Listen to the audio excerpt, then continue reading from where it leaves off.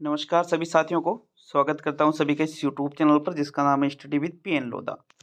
साथियों, रीट मेंस जो कि आपके 4-5 फरवरी को एग्ज़ाम है 2023 में, उसके लिए राजस्थान की हस्तकला पार्ट 2 लेकर आया हूं। कला संस्कृति की क्लास नंबर 33 है ये, जो कि लेवल 1 के लिए और लेवल 2 के लिए बेहद ही उपयोगी है। देखिएगा, अधिकतर जो मैटर है आरबीएससी और एनसीईआरटी की किताबों से लिया गया है और उनमें कुछ मैटर कम था तो उसके अलावा भी कुछ मैटर को इसमें ऐड किया गया है। जो क्लास नंबर हमने 32 पढ़ी थी साथियों, उसमें राजस्थान की हस्तकलाएं हमने देखी थी, लेकिन कुछ कारणों की वजह से वो 25-1 मिनट का ही वीडियो बना था। तो ये जो वीडियो है थोड़ा बड़ा बनेगा, कल वाला कुछ पार्ट छूट गया था जो इसी में हम पढ़ने वाले हैं। तो जो चीज़ें क्लास नंबर 32 में हमने जहाँ से एंड किया था वहीं से स्टार्ट करते हैं क्लास नंबर 33 को। तो देखिएगा, क्लास नंबर 32 जो कल हमने पढ़ी थी, इसमें हस्तकला का अर्थ, राजस्थान में शिल्पग्राम, राजस्थान में फिर पोट्री, जो ब्लू पोट्री है, ब्लैक पोट्री है, कागजी पोट्री है, सुनहरी पोट्री है, इन चीज़ों को हमने पढ़ लिया। मीनाकारी को भी पढ़ लिया था साथियों, थेवा कला को कंप्लीट कर लिया था कल ही, उस्ता कला को भी कल हमने कंप्लीट कर लिया था। अब जो टेराकोटा वाला टॉपिक था इसको भी हमने कल ही कंप्लीट कर लिया था। इसके बाद में अब हम देखेंगे साथियों आगे फड़ के बारे में। तो देखो, फड़ के बारे में हमने पहले भी पढ़ रखा है। फड़ का मतलब क्या होता है? कपड़े पर लोक देवता या लोक देवता है या फिर महापुरुष है, इनके जीवन का चित्रण इस प्रकार से किया जाता है साथियों, और फिर उसका वाचन किया जाता है, यही फड़ कला कहलाती है। और ये जो फड़ बनाई जाती है ये हाथों से ही बनाई जाती है भाई, क्योंकि हस्तकला हम पढ़ रहे हैं तो फड़ के बारे में पढ़ते हैं। देखो, फड़ की अगर हम बात करें तो ये जो प्रसिद्ध है फड़, ये कहाँ की प्रसिद्ध है? शाहपुरा भीलवाड़ा की प्रसिद्ध है साथियों। राजस्थान की जो प्रमुख फड़े हैं उनको हमने पहले भी पढ़ लिया है, तो ज़्यादा डिटेल में नहीं जाएंगे क्योंकि उनको हम पढ़ चुके हैं। शाहपुरा भीलवाड़ा की ये प्रसिद्ध है। डायरेक्टली एग्जाम में अगर प्रश्न आ गया कि भाई फड़ कहाँ की प्रसिद्ध है, तो आंसर क्या रहेगा? शाहपुरा भीलवाड़ा की फड़ प्रसिद्ध है। प्रसिद्ध परिवार की बात करें कि कौन सा परिवार फड़ चित्रण के संदर्भ में प्रसिद्ध है, तो साथियों शाहपुरा भीलवाड़ा का एक परिवार है जिसका नाम है जोशी परिवार। ये फड़ चित्रण के लिए बहुत ही प्रसिद्ध परिवार माना जाता है। कौन सा परिवार? जोशी परिवार। जबकि इसके जो प्रमुख चितेरा, चितेरा का मतलब जो चित्र बनाने वाले हैं कपड़े पर, फड़ों से संबंधित जो फड़ का चित्रण करते हैं, उसके सबसे प्रसिद्ध कलाकार कौन है? श्रीलाल जोशी। कहाँ के है? शाहपुरा भीलवाड़ा के, और ये जोशी परिवार में ही है साथियों ये भी। आगे बात करें तो प्रथम महिला फड़ चितेरी के बारे में आता है। देखो, जो प्रथम महिला फड़ चितेरी है वो है पार्वती जोशी। क्या नाम है? पार्वती जोशी। प्रथम महिला फड़ चितेरी अगर पूछ लिया जाए तो पार्वती जोशी सही रहेगा। और प्रसिद्ध चितेरा फड़ चित्रण का प्रसिद्ध कलाकार पूछ ले तो श्रीलाल जोशी। फड़ चित्रण का प्रसिद्ध परिवार पूछ ले तो जोशी परिवार। कहाँ पर? शाहपुरा भीलवाड़ा में साथियों। आगे हम देखें, विश्व प्रसिद्ध महिला चितेरी गोतली देवी है। जबकि प्रसिद्ध जो फड़ है, सबसे प्रसिद्ध फड़ हमने किसकी पढ़ी थी? जो पाबूजी की फड़ है, जो लोक देवता पाबूजी की फड़ है, ये सबसे ज्यादा प्रसिद्ध फड़ है राजस्थान की। इस चीज को हमने लोक देवताओं में भी पढ़ लिया था। जबकि सबसे जो लंबी फड़ है वो लोक देवता देवनारायण जी की फड़ है साथियों। सबसे प्रसिद्ध फड़ पूछे तो पाबूजी की, और सबसे लंबी फड़ पूछ ले तो आपका आंसर क्या रहेगा? देवनारायण जी की जो फड़ है यह राजस्थान की सबसे लंबी फड़ है। जिस फड़ का वाचन नहीं होता है साथियों वो कौन सी है? भैंसासुर की फड़ है। भैंसासुर की फड़ एक ऐसी फड़ है जिसका वाचन ही नहीं किया जाता है, सिर्फ दर्शन किए जाते हैं। जबकि एक फड़ आती है जिसका दिन में वाचन नहीं किया जाता है, केवल रात में ही इस फड़ का वाचन करते हैं, वो है रामदला और कृष्णदला की फड़।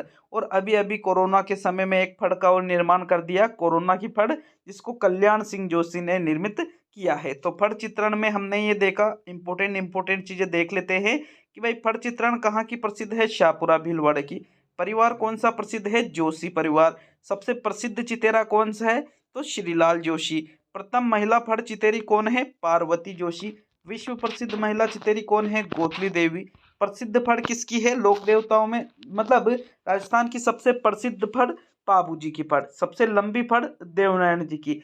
जिस फड़ का वाचन ही नहीं होता है वो भैंसासुर की। और जिस फड़ का दिन में वाचन नहीं होता है, केवल रात में ही इसका वाचन होता है, वो है रामदला और कृष्णदला की फड़।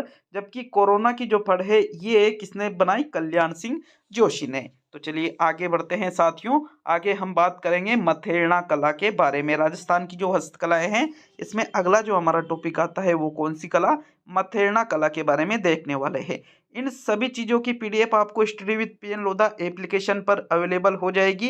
एप्लीकेशन का लिंक मैंने कमेंट बॉक्स में दे दिया है, वहाँ से आपको डाउनलोड कर सकते हो, या प्ले स्टोर, अपने मोबाइल में जो प्ले स्टोर है वहाँ पर जाकर भी आप study with PN Lodha search कर सकते हो।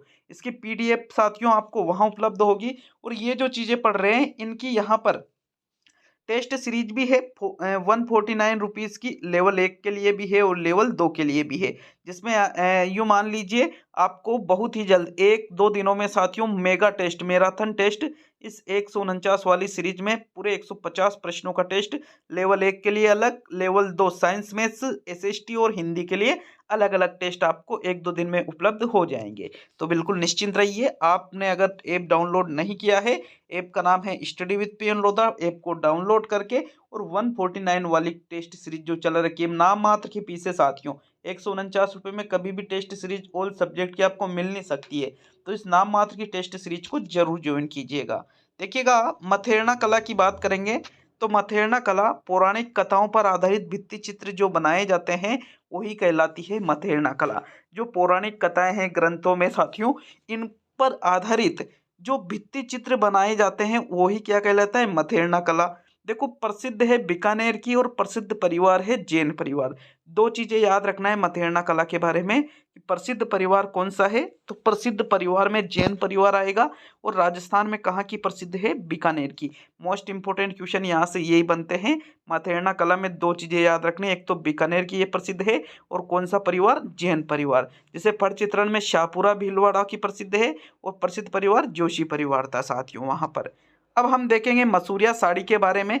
नाम तो सुना ही होगा मसूरिया साड़ी का। और बहुत सारी जो हमारी जो विद्यार्थी, मतलब हमारे जो विद्यार्थी है उसमें जो छात्राएं हैं बहुत सारी जिनकी शादियां हो रखी है, तो उन्होंने भी मसूरिया साड़ी को जरूर ओढ़ा होगा साथियों।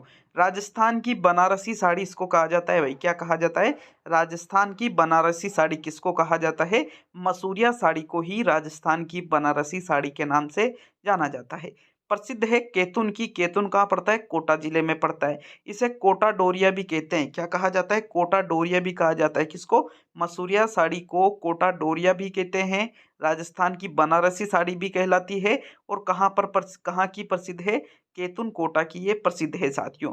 इसके जो प्रसिद्ध कलाकार हैं वो है महमूद मंसूर। कौन है, महमूद मंसूर मसूरिया साड़ी के प्रसिद्ध कलाकार है। तो मसूरिया साड़ी में क्या क्या चीजें याद रखनी है, पहली चीज, मसूरिया साड़ी का नाम आते ही केतुन कोटा आ जाएगा साथियों। केतुन कोटा, यहीं पर राजस्थान में एकमात्र विभीषण का मंदिर भी केतुन कोटा में है। हमने देखा था इस चीज को भी, ठीक है ना। तो केतुन कोटा आपके माइंड में आना चाहिए। बनारसी साड़ी राजस्थान की ये कहलाती है। कोटा डोरिया भी इसको कहते हैं। और कलाकार कौन है प्रसिद्ध इसका, महमूद मंसूर इसका प्रसिद्ध कलाकार है। ठीक है, आगे बढ़ते हैं। आगे हम बात करेंगे राजस्थान में प्रमुख प्रिंटों के बारे में। देखो, डायरेक्टली प्रश्न पूछा जाएगा कि अजरक प्रिंट कहाँ की प्रसिद्ध है, तो बालोतरा नामक स्थान जो बाड़मेर में पड़ता है, बालोतरा बाड़मेर की अजरक प्रिंट प्रसिद्ध है। मलिर प्रिंट की जाती है बाड़मेर में ही। सांगानेरी प्रिंट सांगानेर में की जाती है। और सांगानेर कहाँ है, जयपुर में। साथियों, ये जो सांगानेरी प्रिंट होती है ये बेल बूटेदार होती है। कैसे होती है, बेल बूटेदार सांगानेरी प्रिंट होती है। सांगानेरी प्रिंट के अगर प्रमुख कलाकार की बात करें तो मुन्ना लाल गोयल। कौन, मुन्ना लाल गोयल सांगानेरी प्रिंट के प्रमुख कलाकार है। नेक्स्ट हम बात करेंगे बगरू प्रिंट के बारे में। तो बगरू प्रिंट जो है, बगरू जयपुर की प्रसिद्ध है। और इसके जो प्रसिद्ध कलाकार है वो कौन है, राम किशोर है। जाजम प्रिंट, आजम प्रिंट और दाबू प्रिंट, ये तीनों ही आकोला गांव चित्तौड़गढ़ की प्रसिद्ध है। कहाँ की, आकोला गांव कहाँ पड़ता है, चित्तौड़गढ़ में। यहीं की जाजम प्रिंट, आजम प्रिंट और दाबू प्रिंट प्रसिद्ध है। साथियों, दाबू प्रिंट क्या होता है, समझना बात को। कपड़े के जिस हिस्से में रंग नहीं चढ़ाना होता है उस भाग को लुगदी द्वारा ढक दिया जाता है, इसी को कहा जाता है दाबू प्रिंट। क्या कहा जाता है, इसी को दाबू प्रिंट कहा जाता है। तो अगर राजस्थान की हस्तकलाओं में से अगर आपसे राजस्थान में जो प्रमुख प्रिंट है उनके बारे में प्रश्न पूछेगा तो क्या क्या पूछ सकता है। पहला प्रश्न बन सकता है अजरक प्रिंट के बारे में। अजरक प्रिंट कहाँ की प्रसिद्ध है, बालोतरा बाड़मेर में अजरक प्रिंट का काम किया जाता है। मलिर प्रिंट का कार्य कहाँ किया जाता है, तो बाड़मेर जिले में। सांगानेरी प्रिंट का कार्य कहाँ किया जाता है, सांगानेर जयपुर में। जयपुर भी विकल्प हो और सांगानेर भी हो तो सांगानेर को सही करना। और ये कैसी होती है सांगानेरी प्रिंट, तो बेल बूटेदार होती है भाई ये, ठीक है। जो सांगानेरी प्रिंट है इसके कलाकार का नाम क्या है? मुन्ना लाल गोयल। क्या है? इसके कलाकार का नाम मुन्ना लाल गोयल इसके कलाकार का नाम है। और जो बगरू प्रिंट है ये भी जयपुर की है और इसके जो प्रसिद्ध कलाकार है वो कौन है? राम किशोर। जबकि एक साथ तीन नाम हमारे यहाँ देखे हमने, जाजम प्रिंट, आजम प्रिंट और दाबू प्रिंट, तीनों ही आकोला गांव चित्तौड़गढ़ की है साथियों। देखो दाबू प्रिंट क्या होती है? कपड़े के जिस हिस्से में रंग नहीं चढ़ाना है आपको, आपने देख लिया कि यार एक निश्चित हिस्से में मुझे रंग नहीं चढ़ाना है, तो उस भाग को लुगदी द्वारा ढक दिया जाता है और शेष भाग पर रंग चढ़ा दिया जाता है। यही क्या कहलाता है साथियों? दाबू प्रिंट। दाबू प्रिंट आकोला गांव चित्तौड़गढ़, आजम प्रिंट चित्तौड़गढ़, जाजम प्रिंट चित्तौड़गढ़। ये आपको विशेष तौर पे याद रखना है। कुछ विशेष चीजें यहाँ पर देखिएगा। ये तो आपके क्लास नंबर जो 32 थी, 32, ठीक है ना, क्लास नंबर जो 32 थी, उस क्लास नंबर 32 की जो चीजें छूट रही थी वो हमने देख लिया है। अब क्लास नंबर 33 को स्टार्ट करते हैं साथियों। तो देखिएगा, कला संस्कृति की क्लास नंबर 33 हस्तकलाएं, हस्तकलाओं का पार्ट 2 है। और इस अब हम जो पढ़ेंगे, देखो इस वीडियो में ही आपके हस्तकलाओं का टॉपिक कंप्लीट हो जाएगा। इसके बाद आपके पास ज़्यादा टॉपिक बच नहीं रहे। दीपावली की मैक्सिमम एक दिन की ही छुट्टियां हम रखने वाले हैं, क्योंकि यूँ मान लीजिए कि सबसे कम छुट्टियां आपको यहीं पर देखने को मिलेगी, सबसे कम साथियों। देखो आपके पास टाइम कम ही बचा है। अब ये महीना तो दीपावली निकलेगी और आप इधर उधर गांव जाओगे या फिर घर जाओगे और वहाँ पे दीपावली मनाओगे, तो ये महीना आप ऐसे निकाल दोगे। 8-10 दिन जो आपके पास ये बच रहे हैं। इसके अलावा अब आपके पास नवंबर है, दिसंबर है और जनवरी है। फरवरी तो आप बिल्कुल हटा दीजिए। तो नवंबर, दिसंबर और जनवरी साथियों, यूं मान के चलो कि भाई 90 दिन के आसपास आपके पास बचे हुए हैं। इन दिनों में ही आपको श्रेष्ठतम तैयारी अपनी करनी है। देखो राजस्थान की हस्तकलाओं में नेक्स्ट जो टॉपिक हमारा आता है वो है धातु हस्तकलाएं। क्या आता है? धातु हस्तकलाएं। तो जो धातु हस्तकलाएं हैं इनमें जो धातुएं होती है, आपने राजस्थान के खनिज पढ़े थे तो उसमें हमने धात्विक खनिज, अधात्विक खनिज ऐसी चीजें पढ़ी थी ना। तो जो धातुएं होती है साथियों, इन पर जो हाथों के द्वारा जो कलाकारी की जाती है वो किस में सम्मिलित हो जाएगी? धातु हस्तकलाओं में सम्मिलित हो जाएगी। तो सबसे पहले धातु हस्तकला में हम बात करने वाले हैं बादला के बारे में। एक शब्द होता है बादल। क्या शब्द होता है? बादल। और बादल से क्या गिरता है? पानी गिरता है। भाई पानी कहाँ पर गिरता है? जोधपुर में गिरता है। तो देखो आपको ये इसलिए बता रहा हूं मैं, क्योंकि जो बादला जो है ये जोधपुर का प्रसिद्ध है। भाई कहाँ का प्रसिद्ध है? जोधपुर का ये प्रसिद्ध है। जस्ते से निर्मित जल का एक पात्र होता है जिसके चारों ओर कपड़े का एक आवरण होता है और इसको मारवाड़ का फ्रिज भी कहते हैं। देखो ये प्रसिद्ध क्यों है? क्योंकि ऐसा कहा जाता है जैसे अपने को पानी ठंडा करना होता है तो पानी को हम फ्रिज में रख देते हैं। फ्रिज में पानी को रख दिया तो वो पानी क्या हो जाता है? ठंडा हो जाता है। तो साथियों ये बादला नामक जो एक वस्तु है, ठीक है ना, एक बोतल की तरह होता है। तो आप साथियों इसमें जब पानी भरोगे तो वो ठंडा का ठंडा पानी रहेगा। इसमें गर्म मतलब बहुत ज़्यादा समय लेता है गर्म होने में, ठीक है ना। तो इसी वजह से ये बहुत ही ज़्यादा प्रसिद्ध है। और ये कहाँ पर बनाए जाते हैं बादला? ये जोधपुर में बनाए जाते हैं, ठीक है ना। क्या कहा जाता है इसको? मारवाड़ का फ्रिज कहा जाता है। अब हम देखेंगे कोप्त गिरी कला के बारे में। देखो कोप्त गिरी कला क्या होती है? धातु की वस्तु पर सोने के तार की जो जड़ाई की जाती है उसको ही कहा जाता है कोप्त गिरी कला, जो कि जयपुर और अलवर में किया जाता है। कहाँ पर किया जाता है कोप्तगिरी कला का काम?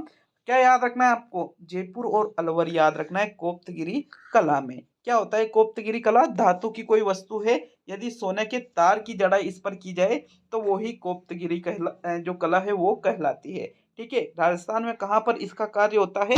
जयपुर और अलवर में इसका कार्य होता है, ठीक है ना। देखो कोप्तगिरी कला के बाद में हम बात करेंगे मुरादाबादी की, ठीक है ना। पीतल के बर्तनों पर सोने के तार की जड़ाई, सिर्फ पीतल के बर्तन होना चाहिए, दूसरी धातु के नहीं होना चाहिए साथियों। अगर पीतल के बर्तनों पर सोने के तार की जड़ाई करते हैं तो इसको ही मुरादाबादी कहा जाता है। ये भी आपके जयपुर और अलवर की ही प्रसिद्ध है। कहाँ की प्रसिद्ध है? जयपुर और अलवर की ही ये प्रसिद्ध है। जबकि इसके कलाकार की बात करें तो देखो मुरादाबादी के जो प्रमुख कलाकार हैं उनको देखते हैं। बात करें प्रमुख कलाकारों की तो अबुल लिखा था यार, अबुल रजाक कुरैशी व जान नूर अहमद, ये दोनों ही कलाकार मुरादाबादी जो यहाँ पर हस्तकला है इसके बहुत ही प्रसिद्ध कलाकार है। चलिए आगे बढ़ते हैं। आगे हम बात करेंगे, देखो लोहे के औजारों के लिए प्रसिद्ध जिला है नागौर। नागौर जिले में लोहे के औजार बहुत ही शानदार बनाए जाते हैं। जबकि एक चीज़ और है, सिरोही की तलवारें बहुत ही ज़्यादा प्रसिद्ध है। अगर आप कभी सिरोही जाओ घूमने माउंट आबू, तो वहाँ से आप तलवारें भी ला सकते हो, क्योंकि पूरे राजस्थान में कहाँ की तलवारें सबसे ज़्यादा प्रसिद्ध है? राजस्थान का जो सिरोही जिला है साथियों, सिरोही जिले की जो तलवारें है यही सबसे ज़्यादा प्रसिद्ध है। जबकि लोहे के औजारों के लिए प्रसिद्ध जिला कौन सा है? लोहे के औजारों के लिए, तो औजारों के लिए नागौर याद रख लेना। औजारों नागौर, औजार नागौर, इस प्रकार आप राइमिंग बना सकते हो। जबकि अगर तलवारें लानी है तो कहाँ घूमने जाना पड़ेगा आपको? सिरोही में, और वहीं से घूम के माउंट आबू देखे आना, और क्या लेकर आ जाना है? तलवारें लेकर आ जाना है। बात करेंगे आप कपड़े की बुनाई की, तो देखो कपड़े की बुनाई की बात करें, सबसे पहले हम नमदे के बारे में पढ़ेंगे। डायरेक्टली पूछा जाता है, डायरेक्टली प्रश्न कि भाई नमदे कहाँ के प्रसिद्ध है? तो राजस्थान का जो टोंक जिला है, जिसको नवाबों का शहर भी कहा जाता है, क्या कहा जाता है? नवाबों का शहर भी जिसको कहते हैं टोंक को साथियों, यहीं के नमदे प्रसिद्ध है। पेंचवर्क का कार्य शेखावटी व जयपुर में किया जाता है। शेखावटी के अंतर्गत चूरू, झुंझुनू है, सीकर है ये जिले। जबकि एक इनके अलावा जयपुर में भी पेचवर्क का कार्य किया जाता है। साथियों, बात करें दरिया बनाने की, तो जो दरिया होती है, कपड़ों की बात की जा रही है, ये सभी कपड़ों के अंतर्गत आ जाती है। कपड़े की जो बुनाई करते हैं ना, कि किस प्रकार से हाथों से कपड़ा बनाया जाता है, तो साथियों दरिया जो है ये टाकला नागौर में बनाई जाती है। कहाँ पर? टाकला नागौर, सालावस जोधपुर और लालना दौसा, ये 3 स्थान है। कहाँ कहाँ? टाकला नागौर में, सालावास जोधपुर में और लालना दौसा में। इन 3 जगहों पर ही दरिया बनाई जाती है। ठीक है। नेक्स्ट, अगर हम बात करें खेसले की, तो साथियों जो खेसले हैं ये लेटा गांव जालोर के प्रसिद्ध है। कहाँ के प्रसिद्ध है? लेटा गांव जालोर के। तो कपड़े की बुनाई में जो बुनाई है, इसमें सबसे इम्पोर्टेंट बात क्या है? नमदे। नमदे ही सबसे इम्पोर्टेंट है साथियों। नमदों के बारे में आपसे पूछा जा सकता है कि राजस्थान में नमदे कहाँ के प्रसिद्ध है? तो नमदे हैं भाई टोंक के। पेच वर्क कहाँ का प्रसिद्ध है? तो पेच वर्क जो किया जाता है कपड़ों पर, तो वो एक तो शेखावटी में और एक जयपुर जिले में। दरिया कहाँ? दरिया भाई 3 जगह बहुत ही ज़्यादा प्रसिद्ध है। दरिया 3 जगह की जो ये बनाई जाती है बहुत ज़्यादा प्रसिद्ध है। कहाँ कहाँ की? टाकला नागौर की, सालावास जोधपुर की, लालना दौसा की। और खेसले कहाँ के प्रसिद्ध है? लेटा गांव जालोर के खेसले प्रसिद्ध है। आगे हम बात करेंगे साथियों काष्ठ कला के बारे में। तो देखो काष्ठ कला, काष्ठ का मतलब किससे लिया जाता है? लकड़ी से लिया जाता है। तो हस्तकलाओं के अंतर्गत जो काष्ठ कला है, जिन मतलब कोई भी पेड़ की लकड़ी है, तो उन लकड़ी से कुछ विशेष प्रकार की आकृतियां बनाई जाती है, और उनको ही किसके अंतर्गत सम्मिलित किया जाता है?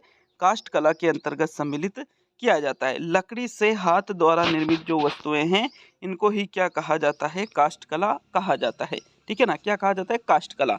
लकड़ी से हाथ द्वारा निर्मित वस्तुएं।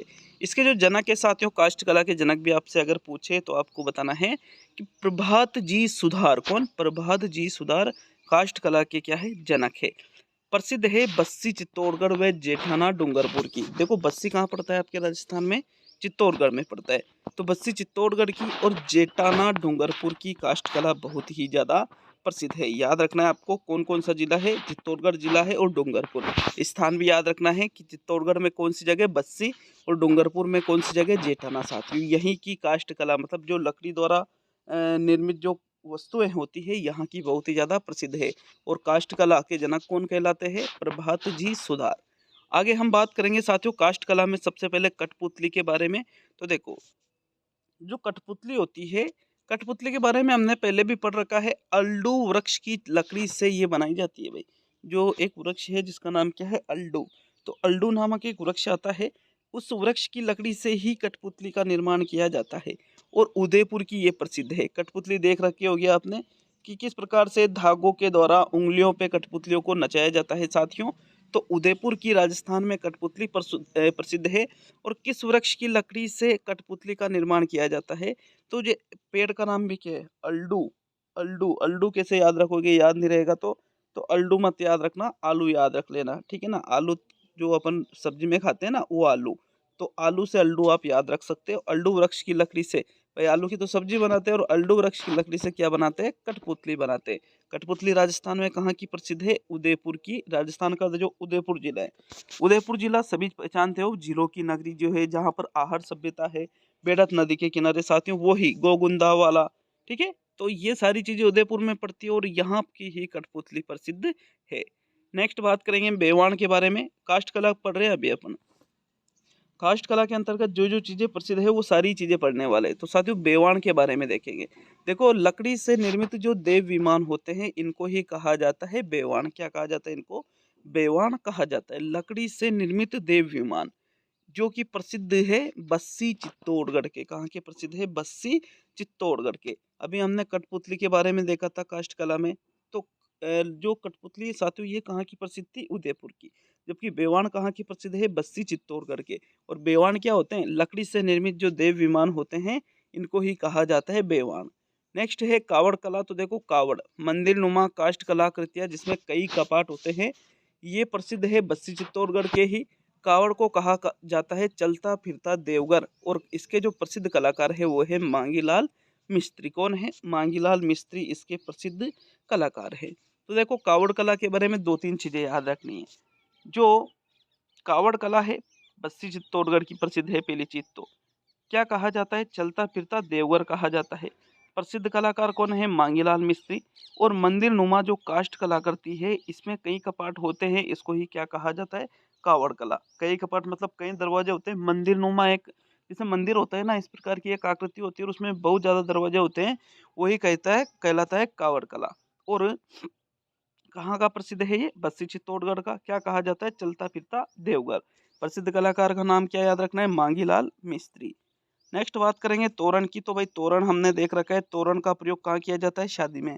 जो दुल्हन का घर होता है, दुल्हन के घर के बाहर तोरण लटकाया जाता है, जिसको साथियों एक विवाह की रस्म के अनुसार उसका यूज किया जाता है। ठीक है, ये भी लकड़ी का बना होता है। एक होता है चोपड़ा, कुमकुम व अक्षत रखने का लकड़ी का जो पात्र होता है जिसमें कुमकुम रखते हैं, अक्षत रखते हैं, चावल वगैरह है। तो साथियों इनको लकड़ी का एक पात्र होता है, उसमें अगर रखते हैं तो वो जो लकड़ी का पात्र है उसको ही क्या कहा जाता है? चोपड़ा कहा जाता है। जबकि एक होता है बाजोट। तो बाजोट क्या है? लकड़ी की जो चौकी होती है साथियों, उसको हम कहते हैं बाजोट। तो ये काष्ठ कला के अंतर्गत हमने क्या क्या पढ़ा? बाजोट, चोपड़ा, तोरण, इसके अलावा फिर कावड़ कला के बारे में देखा, बेवाण के बारे में देखा और उसके पहले हमने देखा था कठपुतली के बारे में। ये काष्ठ कला कंप्लीट होती है आपके साथियों। अब हम देखने वाले हैं मूर्ति कला के बारे में। तो देखो मूर्ति कला की अगर हम बात करें, मूर्ति बनाने वाला जो कारीगर होता है इसको कहा जाता है सिलावट। साथियों क्या कहा जाता है? मूर्ति बनाने वाला कारीगर जो मूर्ति बनाने का काम करता है तो कारीगर ही होता है। देखो कारीगर भी सभी चीजों के, कोई भी स्पेशल चीज बनाता है तो उसको ही हम उस चीज का क्या कहते हैं? कारीगर कहते हैं। तो उसी प्रकार मूर्ति बनाने का जो काम करता है जो कारीगर, उसको कहा जाता है सिलावट। क्या कहा जाता है उसको? सिलावट के नाम से जाना जाता है। साथियों नेक्स्ट देखें रमकड़ा उद्योग के बारे में। तो साथियों रमकड़ा उद्योग ये आपके गलियाकोट डूंगरपुर का प्रसिद्ध है। गलियाकोट कहाँ पड़ता है? डूंगरपुर में पड़ता है। इसमें सोप स्टोन से वस्तुएं या खिलौने बनाए जाते हैं। जो रमकड़ा उद्योग है भाई ये भी मूर्ति कला के अंतर्गत किया जाता है। सोप स्टोन एक पत्थर का प्रकार है, जैसे घिया पत्थर है, संगमरमर है, ऐसे ही सोप स्टोन होता है साथियों। तो जो सोप स्टोन है इससे वस्तुएं या खिलौने बनाए जाते हैं, उसको ही क्या कहा जाता है? रमकड़ा उद्योग कहा जाता है। और राजस्थान में रमकड़ा उद्योग कहाँ का प्रसिद्ध है? डायरेक्टली प्रश्न आएगा आपके कि रमकड़ा उद्योग राजस्थान में कहाँ का प्रसिद्ध है? तो गलियाकोट डूंगरपुर का ही रमकड़ा उद्योग प्रसिद्ध है साथियों। और क्या कहा जाता है इसको? सोप स्टोन से जो वस्तुएं बनाई जाती है उसको ही कहा जाता है रमकड़ा उद्योग। वस्तुएं या खिलौने जो भी बनाते हैं। नेक्स्ट हम बात करेंगे लाख हस्तकला की। मूर्ति कला के बारे में दो ही चीज़ें याद रखनी है कि भाई मूर्ति कला बनाने वाला जो कारीगर है ये तो होता है सिलावट, और रमकड़ा उद्योग जो है ये आपके गलियाकोट डूंगरपुर का प्रसिद्ध है। सोप स्टोन से वस्तु या खिलौने बनाए जाते हैं, यही क्या कहलाता है? रमकड़ा उद्योग कहलाता है। नेक्स्ट हम बात करेंगे लाख हस्तकला के बारे में। लाख लाख की जो चूड़ियाँ होती हैं, लाख की चूड़ियों को साथियों हाथों में पहना जाता है, बाजों में भी पहना जाता है। हस्तकला तो आप सभी जानते हो, जो लाख की चूड़ियाँ जो हाथों से निर्मित होती है वो क्या कहलाएगी? लाख हस्तकला। अगर हम इसके बारे में बात करें लाख हस्तकला के बारे में, तो लाख के जो आभूषण बनाए जाते हैं ये उदयपुर जिले के प्रसिद्ध है। कहाँ के प्रसिद्ध है? राजस्थान में उदयपुर जिले के प्रसिद्ध है। बहुत ही ज़्यादा जो लाख के आभूषण होते हैं। लाख की चूड़ियाँ बनाने वाला जो कलाकार है इसको कहा जाता है मनिहारा। क्या कहा जाता है? मनिहारा कहा जाता है। साथियों लाख के आभूषण कहाँ पर बनाए जाते हैं राजस्थान में? कहाँ के प्रसिद्ध है? उदयपुर जिले के प्रसिद्ध है। देखो लाख हस्तकला के बारे में अगर हम आगे बात करें तो लाख की चूड़ियाँ बनाने वाला जो कलाकार होता है इसको कहा जाता है मणिहारा। आपने मणिहारा शब्द सुन रखा होगा साथियों। एक तो होती है मणिहारी और एक होता है मणिहारा। तो अगर कोई पुरुष है तो वो तो मणिहारा रहेगा, और महिला है लाख की चूड़ियाँ बनाने वाली कोई कलाकार तो मणिहारी कहलाएगी साथियों। तो लाख की चूड़ियाँ बनाने वाला कलाकार को क्या कहेंगे? मणिहारा कहा जाता है। मणिहारा, ठीक है ना। लाख की चूड़ियाँ को क्या कहते हैं? मोकड़ी के नाम से जाना जाता है। किस नाम से जाना जाता है? मोकड़ी के नाम से जाना जाता है। किसको? लाख की चूड़ियाँ जो बनाई होती है इसको क्या कहा जाता है? मोकड़ी कहा जाता है। जो लाख की चूड़ियाँ है साथियों ये जयपुर व जोधपुर की प्रसिद्ध है। कहाँ की? जयपुर व जोधपुर की। देखो लाख के जो आभूषण हैं वो तो उदयपुर के, और लाख की जो चूड़ियाँ हैं ये जयपुर और जोधपुर की। समझ रहे हो ना बात को? अगर आभूषण पूछे लाख के तो आंसर उदयपुर रहेगा, लेकिन लाख की चूड़ियाँ ही आपसे पूछ ले कि ये कहाँ की प्रसिद्ध है तो फिर आपका आंसर जयपुर व जोधपुर रहेगा साथियों। प्रमुख कलाकार कौन है लाख की? ये जो लाख हस्तकला है इनके, तो साथियों जो देखो लाख की जो चूड़ियाँ हैं जो जयपुर और जोधपुर की है, और जो लाख हस्तकला है इसका प्रमुख कलाकार है अय्याज मोहम्मद। कौन है? अय्याज मोहम्मद। तो लाख हस्तकला में दो तीन चीज़ें याद रखनी है। एक तो लाख की चूड़ियों को क्या कहा जाता है? तो मोकड़ी। लाख की चूड़ियाँ बनाने वाला जो कलाकार होता है उसको क्या कहा जाता है? मणिहारा। लाख के आभूषण कहाँ के प्रसिद्ध है? उदयपुर के। लाख की चूड़ियाँ कहाँ की प्रसिद्ध है? जयपुर और जोधपुर की। और इसका प्रमुख कलाकार कौन है? अय्याज मोहम्मद इसका प्रमुख कलाकार है साथियों। चलिए आगे हम बात करेंगे। देखिए चमड़ा उद्योग के बारे में।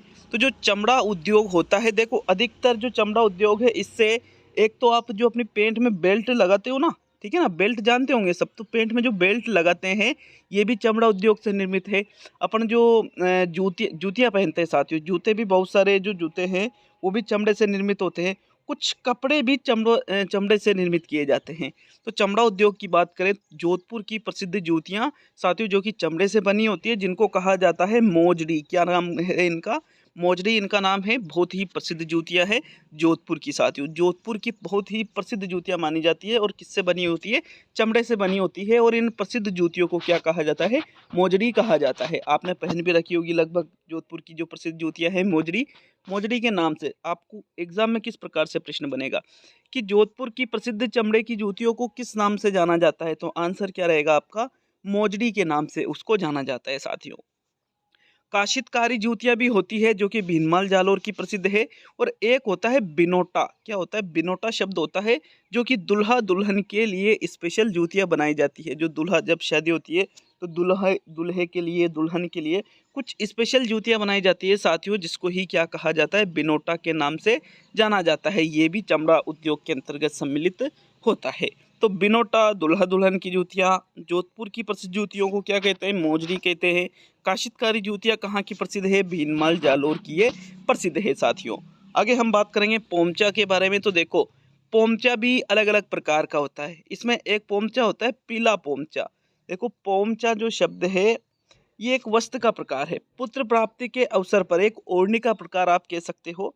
तो ओढ़नी स्पेशल बनाई जाती है। अलग अलग जो अवसर होते हैं, अलग अलग अवसर पर अलग अलग प्रकार के पोमचे पहने जाते हैं। तो अगर हम बात करें पीला पोमचा के बारे में, पुत्र प्राप्ति के अवसर पर जब कोई गर्भवती महिला हो और उसके पुत्र की प्राप्ति हो, किसकी प्राप्ति हो? पुत्र की, मतलब लड़के की बात की जा रही है, ठीक है ना। किस उसको लड़के की प्राप्ति हो तो फिर उस अवसर पर कौन सा पोमचा पहना जाता है? उसके द्वारा पीला पोमचा पहना जाता है। जो पुत्र की प्राप्ति पर कौन सा पोमचा पहना जाता है? पीला पोमचा पहना जाता है। और ये जो पीला पोमचा है ये राजस्थान में कहाँ का प्रसिद्ध है? तो भाई ये आपके जयपुर जिले का प्रसिद्ध है। कहाँ का है? जयपुर जिले का। देखो पीला पोमचा जो है ये सर्वाधिक जाट महिलाओं के द्वारा पहना जाता है। जो जाट समाज की जो महिलाएं होती है वो सर्वाधिक पीले पोमचे का प्रयोग करती है। वरना जो ये पीला पोमचा है किस अवसर पर इसको पहनते हैं? जब किसी महिला के पुत्र की प्राप्ति हो। पुत्री की नहीं, पुत्री के अवसर पर पीला नहीं पहना जाता, ये आपको याद रखना है, ठीक है ना। ओनली पुत्र की प्राप्ति पर ही इस पीले पोमचे को पहना जाता है। और कहाँ का ये प्रसिद्ध है? जयपुर का। और सर्वाधिक किस समाज की महिलाओं के द्वारा पीला पोमचा पहनते हैं? जाट महिलाओं के द्वारा, ठीक है ना। चलिए सेकंड नंबर की ओर बढ़ेंगे। तो देखो दूसरे नंबर पे जो पोमचा आता है वो है गुलाबी पोमचा। एक तो हमने पीला पोमचा पढ़ा, पीला पोमचा कब पहना जाता है? पुत्र की प्राप्ति पर, जबकि किसी महिला जो गर्भवती महिला है उसके पुत्री की प्राप्ति हो, ठीक है ना, लड़की का जन्म हो, तो साथियों उसके अवसर पर गुलाबी पोमचा पहना जाता है। तो पुत्र की प्राप्ति पर तो पीला पोमचा और पुत्री की प्राप्ति के अवसर पर गुलाबी पोमचा पहना जाता है। तीसरे नंबर पे पोमचे की बात करें तो चीड़ का पोमचा भी होता है भाई एक। जो चीड़ का पोमचा है ये विधवा महिलाओं के द्वारा पहना जाता है। रंग इसका काला होता है और प्रसिद्ध कहाँ का है? हाड़ौती का ये प्रसिद्ध है। तो चीड़ का जो पोमचा है, विधवा मतलब किसी शादीशुदा जो महिला है उसके पति की जो मृत्यु हो जाती है साथियों, किसी महिला के पति की मृत्यु हो जाने पर उसके द्वारा जो पोमचा पहना जाता है वो होता है चीड़ का पोमचा। और कहाँ का है ये प्रसिद्ध? तो ये हाड़ौती जिले का हाड़ौती जिले का क्या सॉरी हाड़ौती क्षेत्र का प्रसिद्ध है, जिसमें कोटा, बूंदी, बारा, झालावाड़ जिले आ जाते हैं। और जो चीड़ का पोमचा है इसका रंग कैसा होता है साथियों? इसका रंग काला होता है। इन सभी चीज़ों की पीडीएफ आपको study with PN Lodha application पर मिल जाएगी। और आज के लिए, कल के लिए और परसों के लिए 10% की छूट दी जाएगी साथियों 149 रुपये वाले कोर्स में। मतलब यहाँ पर आप 149 की जगह 10% कम करके आप पे करके साथियों 149 वाले कोर्स को ले सकते हो। दीपावली पर ये स्पेशल ऑफर है, 10% की 3 दिनों के लिए छूट है, उसके बाद किसी भी प्रकार की कोई छूट नहीं दी जाएगी। तो अगर आपको कोर्स लेना है, टेस्ट सीरीज ज्वाइन करनी है, तो study with PN Lodha application को डाउनलोड करके 10% छूट के साथ में आप साथियों कोर्स को ज्वाइन कर सकते हो, ठीक है ना। कूपन वहाँ पर मिल जाएगा आपको, जो आप ऐप ओपन करोगे ना, ऐप का लिंक मैंने कमेंट बॉक्स में दे दिया। ऐप को आप प्ले स्टोर से डाउनलोड कर सकते हो। तो ऐप को ओपन करोगे तो वहाँ पर आपको कूपन मिल जाएगा, कोर्स में जाओगे ना कूपन मिल जाएगा, कूपन पर क्लिक करोगे तो 10% की 100 आपको बिल्कुल छूट मिलेगी साथियों, ठीक है ना। चलिए आगे बढ़ते हैं। आगे हम बात करेंगे बंदेज कला के बारे में। तो देखो, इच्छा के अनुसार, अपने खुद की इच्छा के अनुसार डिजाइन प्राप्त करने के लिए कपड़े को बांधकर रंगने की जो कला होती है, इसी को कहा जाता है बंदेज कला। क्या कहा जाता है? इसी को बंदेज कला कहा जाता है। प्रसिद्ध जो है ये जयपुर और शेखावटी की प्रसिद्ध है। इसे बांधो और रंगो व टाई फाई भी कहते हैं। जबकि बंदेज मंडी राजस्थान में जोधपुर में है। और पशु पक्षियों के जो चित्र है ये बूंदी के बहुत ही ज़्यादा प्रसिद्ध है बंदेज कला के अंतर्गत। तो देखो, बंदेज कला में हमने 2-3 चीज़ें स्पेशल याद रखनी है। क्या क्या? पहली चीज़ तो कि भाई बंदेज कला होती है क्या, समझना है एक चीज़ को। तो अपने खुद के अनुसार अपने को क्या डिजाइन मिल नहीं पाती है, तो अपने को कुछ स्पेशल डिजाइन चाहिए। तो ऐसी स्थिति में क्या किया जाता है? बंदेज कला का प्रयोग किया जाता है। और खुद की इच्छा के अनुसार डिजाइन हमें प्राप्त करना है, तो कपड़े को बांधकर रंगने की जो कला होती है इसी को ही बंदेज कला कहा जाता है। कहाँ की प्रसिद्ध है? तो जयपुर और शेखावटी की ही बंदेज कला प्रसिद्ध है। शेखावटी में कौन कौन से जिले?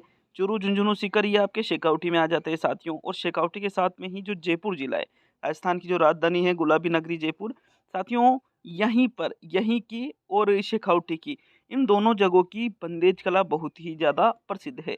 तो अगर प्रश्न पूछ ले कि राजस्थान में बंदेज कला कहाँ की प्रसिद्ध है, तो आपका आंसर रहेगा जयपुर व शेखावटी की। इसे बांधो और रंगो और टाई फाई भी कहते हैं। मोस्ट इंपोर्टेंट क्वेश्चन, इस क्वेश्चन को पूछ लिया गया भाई, इस क्वेश्चन को पूछ लिया गया है कि बांधो और रंगो व टाई फाई किसे कहते हैं? तो साथियों बंदेज कला को ही बांधो और रंगो और टाई फाई भी कहा जाता है। क्या? बांधो और रंगो और टाई फाई। टाई फाई याद नहीं रहे तो वाईफाई याद रख लेना, ठीक है ना। वाईफाई की जगह टाई फाई आ जाएगा। किसको कहा जाएगा? बंदेज कला को। बंदेज मंडी राजस्थान में कहाँ पर है? जोधपुर में। ये बांधो और रंगों को एग्जाम में पूछ लिया गया है, याद रखना। बंदेज मंडी आपसे इस बार पूछी जा सकती है कि राजस्थान में बंदेज मंडी कहाँ की है, कहाँ स्थित है? तो जोधपुर में आपके बंदेज मंडी स्थित है। और पशु पक्षियों के जो चित्र है ये राजस्थान में कहाँ के प्रसिद्ध है? बूंदी के साथियों। कुछ नोट करके लिखा है मैंने, जैसे पहला नोट करके लिख रखा है यहाँ पर लहरिया। तो देखो, कुछ नोट करके यहाँ पर लिख रखा है, जैसे पहला नोट करके लिख रखा है लहरिया। डायरेक्टली प्रश्न पूछेगा यहाँ से कि राजस्थान में लहरिया कहाँ का प्रसिद्ध है, तो आपका आंसर रहेगा जयपुर का। मोटरा का सापा कहाँ का प्रसिद्ध है? मोटरा का सापा आपके जोधपुर का प्रसिद्ध है। आभूषणों पर पत्थर जड़ने की जो कला है जिसको कुंदन कला कहते हैं, ये राजस्थान में कहाँ की प्रसिद्ध है? तो भाई ये जयपुर की प्रसिद्ध है। हाथी दांत की जो कला है ये राजस्थान में कहाँ की प्रसिद्ध है? तो ये भी जयपुर की प्रसिद्ध है।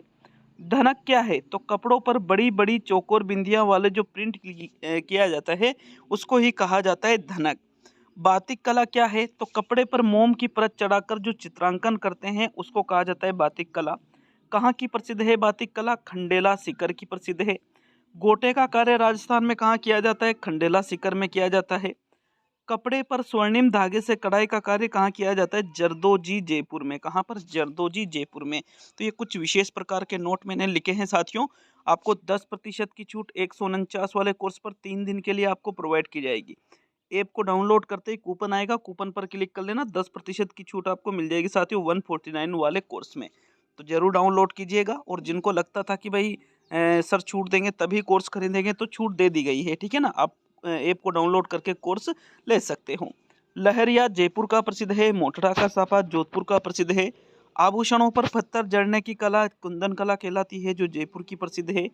हाथी दांत की जो कला है, हाथी दांत का जो आभूषण है राजस्थान में कहाँ बनाए जाते हैं? जयपुर में बनाए जाते हैं। धनक क्या है? तो कपड़ों पर बड़ी बड़ी चौकोर बिंदियों वाला जो प्रिंट है इसी को धनक कहते हैं। बातिक कला, कपड़े पर अगर अपन मोम की परत चढ़ाकर उस पर चित्र बनाते हैं साथियों, उसको ही क्या कहा जाएगा? बातिक कला। कहाँ की प्रसिद्ध है बातिक कला? खंडेला सीकर की। ये गोटे का कार्य मोस्ट इंपोर्टेंट है, याद रखना है इसको। जो गोटे का कार्य है खंडेला सीकर का प्रसिद्ध है। और कपड़े पर स्वर्णिम धागे से कढ़ाई करने का कार्य जरदोजी जयपुर में किया जाता है। तो यह हस्तकलाओं का आपका टॉपिक कंप्लीट होता है साथियों। अब आपके बहुत ही कम टॉपिक बच रहे, लेकिन दीपावली आपकी बिल्कुल आ चुकी है, तो सोच रहा हूँ कि 1-2 दिन की छुट्टी रख ले अगर आपका मन हो तो, ठीक है ना। अगर आपको लगे कि नहीं मुझे तो 1 दिन की भी छुट्टी नहीं चाहिए, तो रेगुलर क्लास आ जाए, कोई दिक्कत नहीं। लेकिन दीपावली के अवसर पर निश्चित रूप से 1-2 दिन के लिए गैप रखना भी चाहिए। तो मिलते हैं नेक्स्ट वीडियो में। बहुत बहुत धन्यवाद सभी का।